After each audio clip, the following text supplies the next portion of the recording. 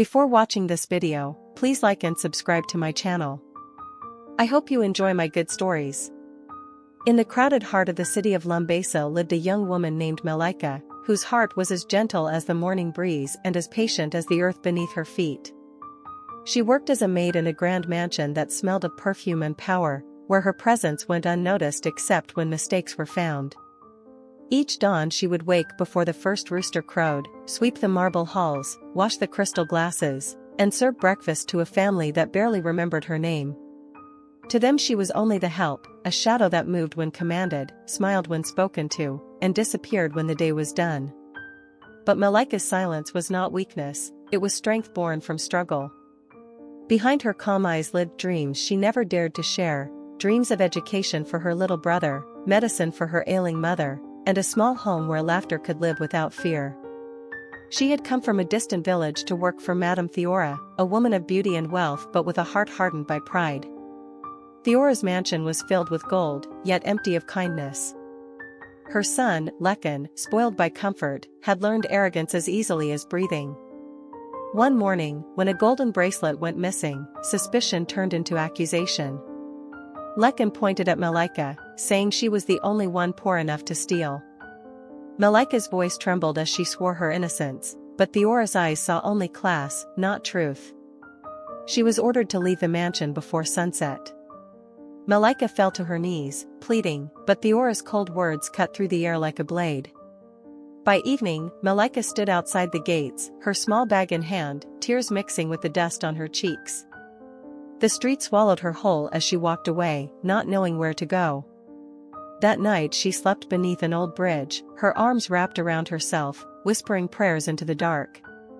The city lights above seemed distant, unreachable stars. She had lost her job, her shelter, and her dignity, but not her faith. In her heart, a faint voice whispered that tomorrow could still bring light. When the morning came, Malaika rose with the sun, though her stomach ached from hunger. She walked through the busy streets, asking at shops and homes for any kind of work, but rejection followed her like a shadow. Just before noon, she saw an elderly woman struggling with grocery bags at a street corner.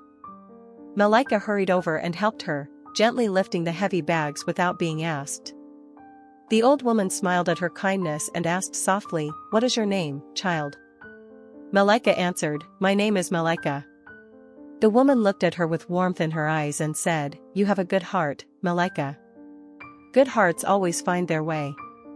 Malaika thanked her, not realizing that this moment would shape her destiny. Later that day, the same woman returned home. Not to a small house, but to a glass tower that reached the sky. She was Amara Zandora, the mother of Cairo Zandora, a billionaire known for his brilliance, discipline, and philanthropy. Cairo had built his empire from nothing, and despite his fortune, he respected humility more than wealth. When his mother told him about the young girl who helped her on the street, his curiosity was stirred. The next morning, Amara asked her driver to find Malaika. It took 2 days before they finally found her sitting by the roadside, exhausted, weak, and ready to give up hope. The driver stopped, and Amara stepped out, smiling warmly. "You remember me?" she asked. Malaika nodded, confused. "Come with me," the woman said gently. "My son wants to meet you."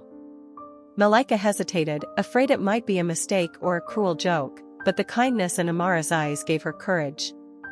She followed her to the towering Zandora headquarters, where men in suits and women in heels rushed through glass doors. She had never been inside a place so bright, so clean, so intimidating. When she was brought into Cairo Zandora's office, her heart pounded.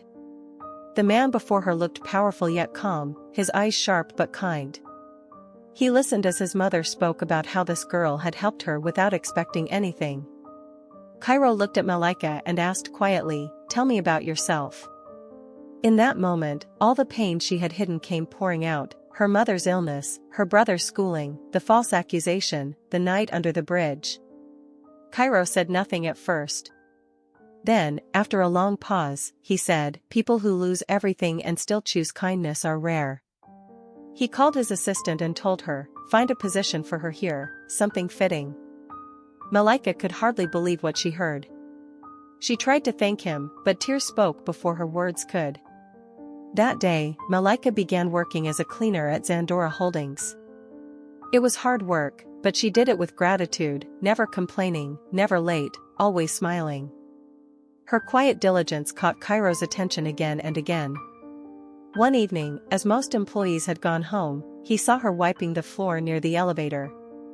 He asked her, "Why do you work so hard?" She looked up shyly and said, "Because every job deserves respect, sir." That sentence stayed with him long after she left the room. In the months that followed, Malaika's discipline and kindness earned her small promotions, first to office assistant, then to front desk coordinator. Slowly, she began to rebuild her life. Her little brother was able to return to school, her mother received treatment, and her smile, once faded by sorrow, began to bloom again. As months passed, Malaika's quiet strength began to shine like light through glass. She never raised her voice, never boasted, and never forgot where she had come from. Yet, in the bustling offices of Zandora Holdings, whispers began to travel, whispers of the poor girl who had caught the billionaire's attention. Some called her lucky, others called her cunning, but Malaika ignored it all. She focused on her work, showing gratitude through action rather than words. One afternoon, during a company event, Cairo observed her from across the hall. She was arranging refreshments, making sure everyone else had what they needed before she touched a plate herself. There was something about her, a dignity that didn't depend on status. Later that day, Cairo asked his mother, "Do you believe some people are born to remind us of humility?" Amara smiled knowingly and said, "Sometimes, the richest lessons come from those who have nothing." But not everyone shared that sentiment. Among Cairo's senior staff was Vanessa, a proud, ambitious executive who had always imagined herself as the future Mrs. Zandora. She saw Malaika's growing trust with Cairo as a threat. Her jealousy turned into schemes, small at first, then cruel. One evening, Vanessa arranged for important files to go missing and blamed Malaika. Cairo called for an internal review. Malaika, trembling but truthful, faced him and said, "Sir, I did not take them. I would never betray your trust." Cairo looked into her eyes, remembering the same honesty he had seen months ago. "I know," he said firmly. "You don't have to defend yourself." When the investigation ended, it was revealed that Vanessa had orchestrated the entire thing. She was quietly dismissed, and the office learned that honesty, not power, was valued by Cairo Zandora. Over time, Malaika's responsibilities grew. She was promoted to personal assistant, working directly with Cairo. She learned fast, asked questions, and carried herself with grace. She managed schedules, coordinated projects, and often stayed late to help others. One evening, when she was finishing reports, Cairo entered the office and said, "You've done more for this company in 1 year than most people do in 5. Malaika blushed, unsure how to respond. "I only do what's right, sir."